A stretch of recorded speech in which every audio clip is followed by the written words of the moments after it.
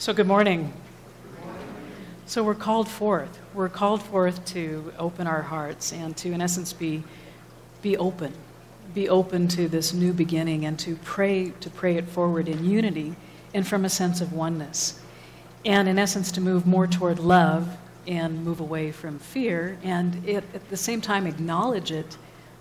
There was a statement after, I'm reminded of Robert F. Kennedy's statement after the death of Dr. Martin Luther King, and ironically, not long before his own death.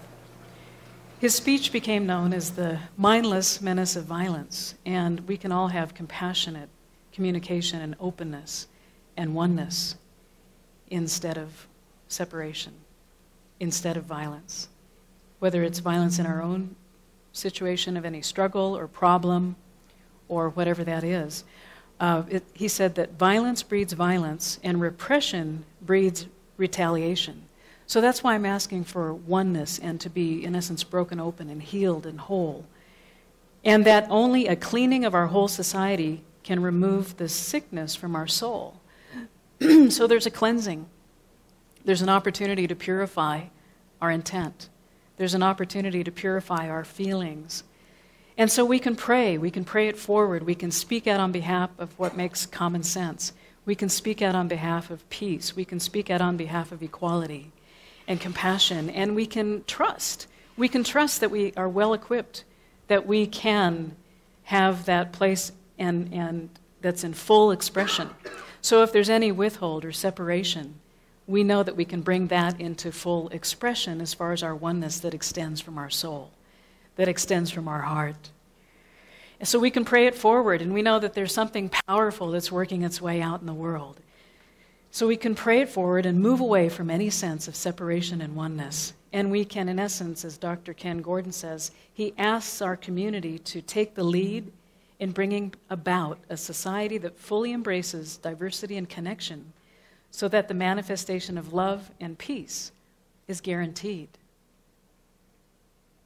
It's like when we know we have that guarantee within us, we have that aspect of spirit that can be fully expressed. He asks us to let us step forward into the vanguard of truly creating a world that works for everyone and a world where peace prevails.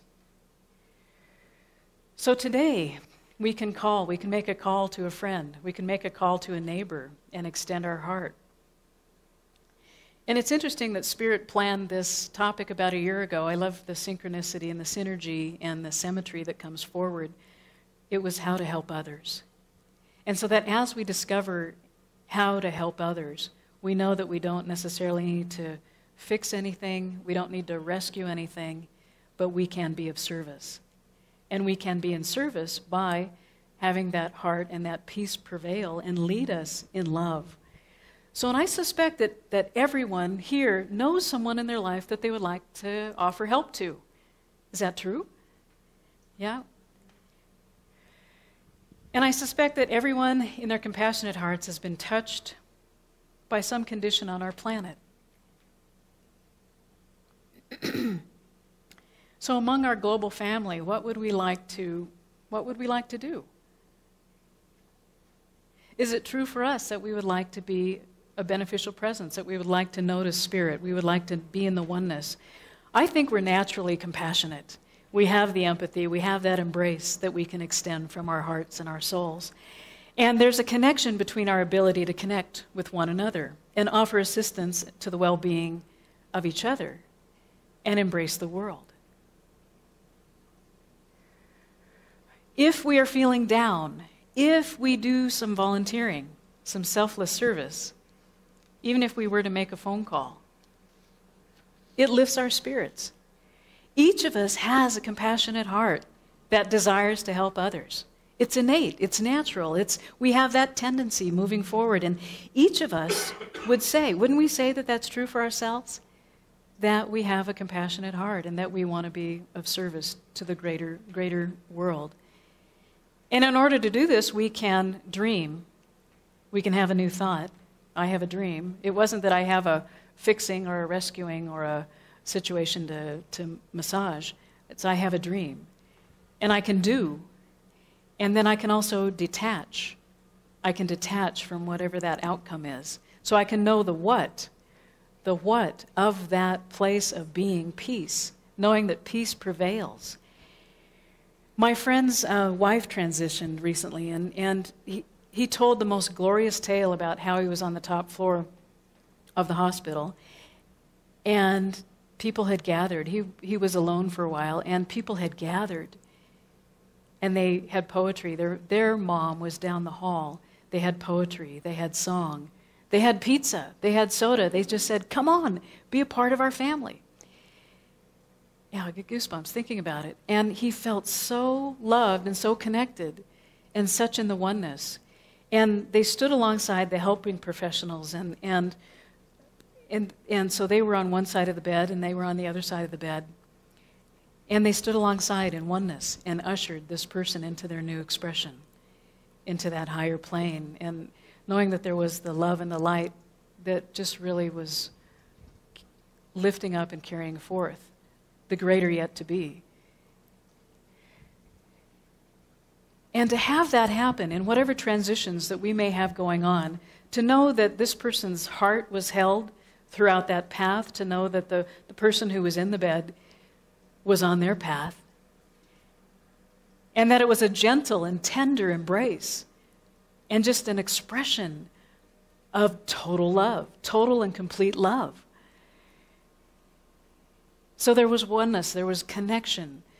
There was not that sense of separation and being alone. We have spiritual practices of, in essence, seva, which is a Sanskrit word for selfless service.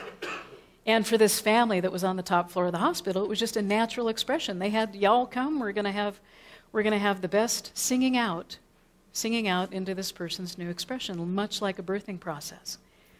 And so we have seva, selfless opportunities, this service that comes from our heart, that we can have the realization of oneness and wholeness, and we can have that most glorious story come about in our lives.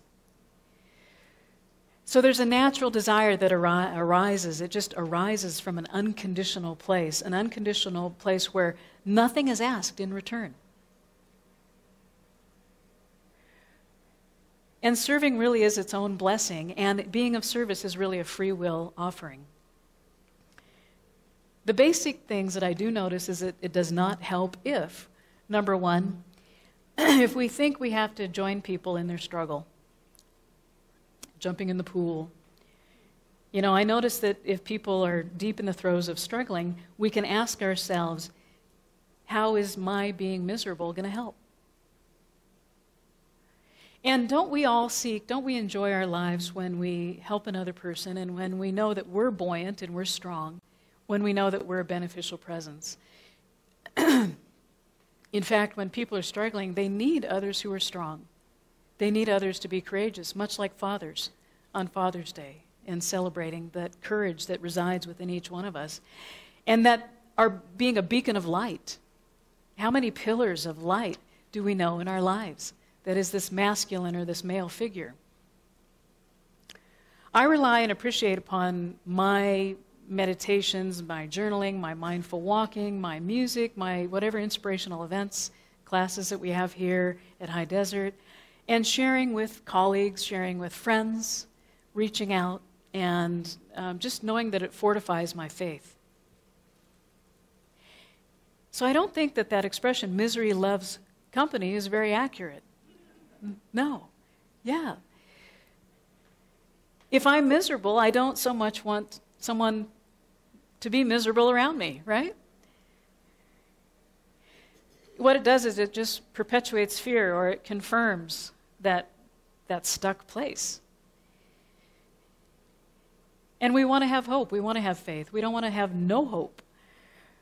I want someone who is doing well spiritually, mentally, emotionally, physically, to be around during whatever that time is. And knowing that they have the wherewithal to transform challenges, as I see that reflection and know that I have that faith that I can transform challenges in the midst, or that I'm on my path, and that, yes, I'm well supported by the people on the top floor in a new way of expression. So we can begin to have more conscious conversations and to wake up, because what I know about is that people usually just want to be heard. They just want to be heard. They don't necessarily need advice or rescuing or fixing. Usually people are not asking for advice when we're in a conscious conversation, right? Is that true? That as far as just being a sounding board and to reach that place of our own highest and best solutions. Because we're well equipped to come up with our own best choices and to look for that divine wisdom and guidance and love intelligence that resides within and already is there. So unless we're specifically asked our opinion or our advice, the best thing that we can do is just listen. Unconditional listening. And as Douglas Steer has said, to listen to another soul into a condition of disclosure and discovery may be the almost greatest service that any human being ever performs for one another. Disclosure and discovery. We have that already internally. And to know that we're well supported in that discovery, in that exploration. So when being heard is very clear, we also have that clarity and solutions begin to reveal themselves. And we notice that we're aware. Divine wisdom that is already within us, that place that, whether it's like a friend, we have that intuition, we have those moments, we have whatever that is, like the people surrounding the helping professionals and the native people who were on the top floor of this hospital helping my friend, her spouse transition. Just ushered along the way.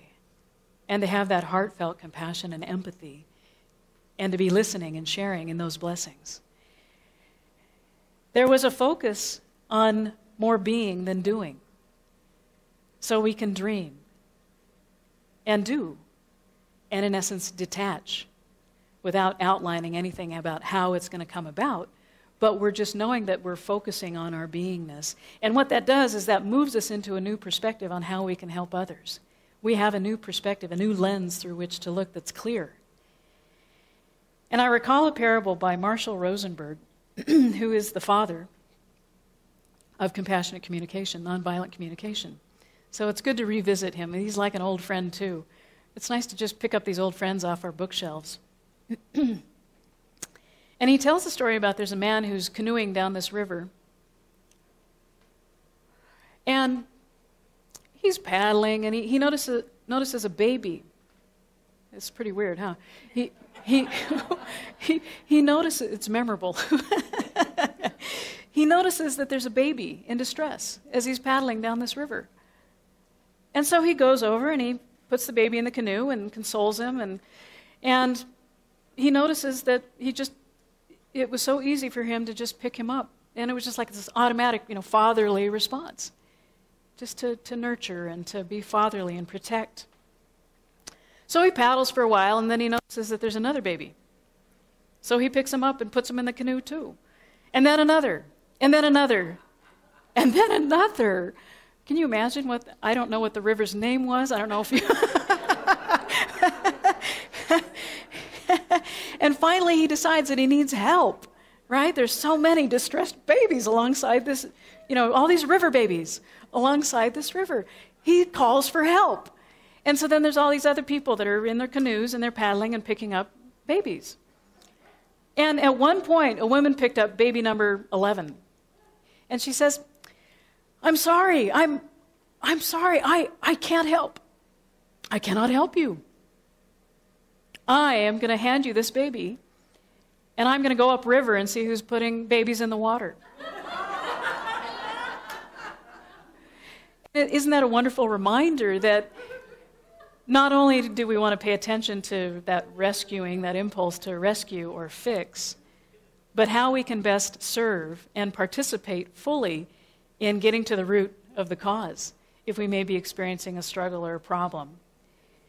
And in essence, to have that equal attention, if not at least equal attention, on the source of the problem so that the highest and best solution reveals itself. So I encourage us to be sufficient in our own lives and to have the wherewithal, like the woman who said, it was a woman, who said, I'm going to go upstream and see what the source of the problem is.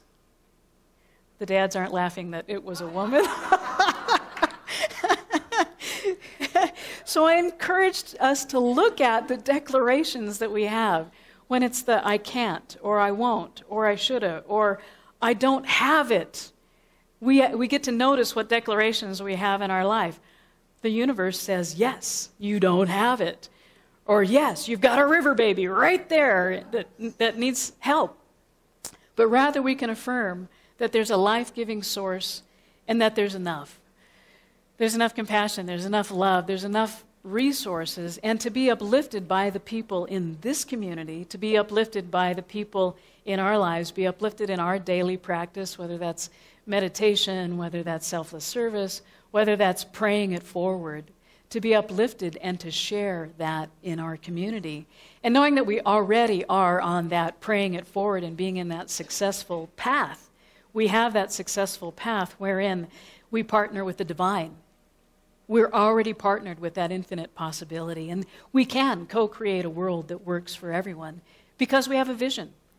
We're spirit-centered, we're vision-centered. We know that we are, in essence, co-creating a world of love, of abundance, and acceptance, and that's our vision here in this community. And that, as our mission says, that we are spiritual community, teaching and healing hearts to live inspired lives. So we get to be inspired by oneness and to turn away from whatever those conditions are, as Dr. Ernest Holmes, who's the founder of Science of Mind and the Centers for Spiritual Living, which is a guide for spiritual living, it speaks to this unique talent that we have within us in our world. And as metaphysicians, in essence, we're metaphysical, we're beyond physical. We're beyond what those appearances and those limitations, those very real limitations that sometimes seem like they're right here.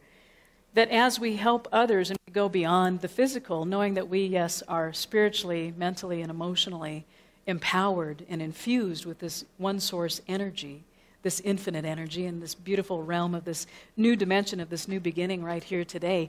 As we help others, we place our attention on the truth of our being. We get to the cause, like going upriver, to see what's happening. And that as we help others, we place our attention on the loving presence and the willingness and the peace, knowing that peace does prevail, and that there is this presence which is the powerful place that is constantly working through us. There's this essence, the very deep root of our essence, and that we can dream from that place. We can dream, and knowing that we can easily do because we have the beingness and then the doingness that naturally follows because it's an organic progression, and then we can detach. We can detach from that outcome.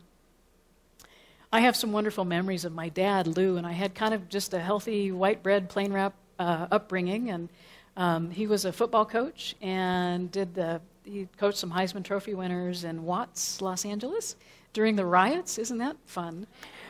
And but I have a lot of attributes from him as far as his perseverance and bravery and courage. And what I remember too about him most, I think, is his tenderness and his kindness.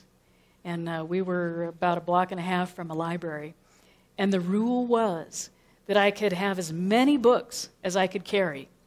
And I remember sitting on his lap and just having tender moments of reading together and being enriched. And so much good to carry forth from that. And I know that we're doing that here, too, in our community. Our community outreach we're helping how to help others. We're helping Read West, which is helping with adult literacy. And to imagine that embrace of my father, to imagine that embrace of Rio Rancho, we have Read West, and we have some people in this community who are helping to sit alongside people and read. I don't know that they're sitting in their laps, but they're sitting alongside and helping people read. And that's a compassionate place. So I encourage us to look at our declarations and how we dream and do and detach in our lives. And yesterday, I'm still warm. It's not just that, and we've got wonderful swamp cooler here. I am still warm-hearted from yesterday. I went up with some friends to Santa Fe and visited Amma. Oh, wow, yeah. And I know there's people in this room who've had similar experience. Yeah. And she said so much by her warm embrace. And she's hugged 35 million people throughout the world. Well, now 35 million and one. Two. We took a whole group. And it was beautiful. It was just a small world. There were people from other states who I knew who were there. And it was great to harmonize and resonate with the love. She had so much love. And what I experienced to be was very, very powerful, something that I can have every day. That it was a beautiful reminder. And so Amma is this humanitarian, and she has wonderful projects throughout the world that helps people. And she knows how to help people. So she sat on this chair, and there's this long progression of about 7 hours that we waited to receive hugs, and we were just in some music and some beautiful words that came through in English that we could understand, in some beautiful moments in sharing. And just the energy. So just consider yourself all like having this light bulb of energy. And she had such a compassionate gaze. And she had such joy and such presence and such a warm embrace. And to bring that back and to be touched, I was really transported. And to know that we all have that as an example. And what I kept hearing as we were standing in line, and then they put these chairs out for you so you can kind of sit and stand in line. You get this token, you sit and you stand in line. And I kept hearing people around me talking about the divinity within. Oh, do you know that divinity is within? And well, we begin to see that more and more. Divinity is within. And so it was beautiful to have these wonderful echoes. And what Amma says is that happiness is a choice. And so that as we go upriver in our lives, we can have that choice. Happiness is a choice in the midst, no matter what. And even our book of the month says it's called The Force of Kindness, that example of loving kindness that's in our lives. It's over here. It's by Sharon Salzberg, The Force of Kindness. Change your life with love and compassion. And there's so many ways to say this very same thing about we don't have to help, we don't have to fix, we don't have to rescue, and we can be of service. We can be of service and know that people have their own capabilities and wherewithal, and that they can truly have ownership of their lives, ownership of this, in essence, intentional community. We can rise up and have it be the very best ever, the best ever, absolute best ever. And how? Well, wonderful things come in the mail, and it told me how. And this is from my friend from the Bay Area, and it just came, and it was a wonderful expression of how. How do we do this? And it's a saying, and it's got this gal who's just this child. The universe offers so much synchronicity. It's like I had picked out the chocolate kisses, because chocolate's one of those 4 food groups for the fathers and Father's Day. I know, and that's what Amma was handing out yesterday. And so, yeah, I mean, just blessings all over the place, and just to have those mirrors. So not only did we choose chocolate kisses for Father's Day, but there's that circulation and that intention and just being open to that awareness. So I received this card from my friend, and it's by a saying by Anatole France. Doesn't it sound like a place you want to go? I want to go there. Anatole France says, to accomplish great things, we must not only act, but also dream. And in the five gifts for abundant life, we talked about the dream and do and detach. Just this week. Go figure. To accomplish great things, we must not only act, but also dream. Not only plan, but also believe. So we can pray it forward. And what I know about dreams is we don't need to just tell people our dreams, but show them. Show them our dreams. And what my friend shared was, she says, I think of you so very often. I hope you are living your dreams. Love you bunches. Yeah, and do this. Do this for a friend, will you? Do this for a friend. So happy Father's Day.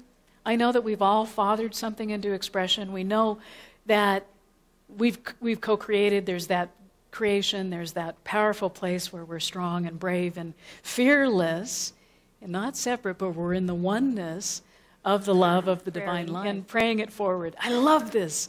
I love this. And being totally alive, that there is the inspiration, there is the innovation, there's that which is the infinite presence and power which is ever available. And knowing that there is the warm embrace of this spiritual place that's in our hearts. And we move forward, blessing this day, being in this unified field of good and harmonizing presence, knowing that we bring that beauty and strength and goodness and infinite presence everywhere we go. And it shows up as well-being, it shows up as beautiful relationships, in connection. It shows up as wealth and health and wholeness. And I know that there is absolutely inner peace, and that peace prevails right here and right now in this best ever place called the High Desert Center for Spiritual Living. And I'm grateful. I'm grateful for this knowingness and this livingness, and that it gives forth of itself in a beautiful life. And I release this word knowing it is done, it is total, it is fulfilled. And I'm so grateful, and so be it, and so it is.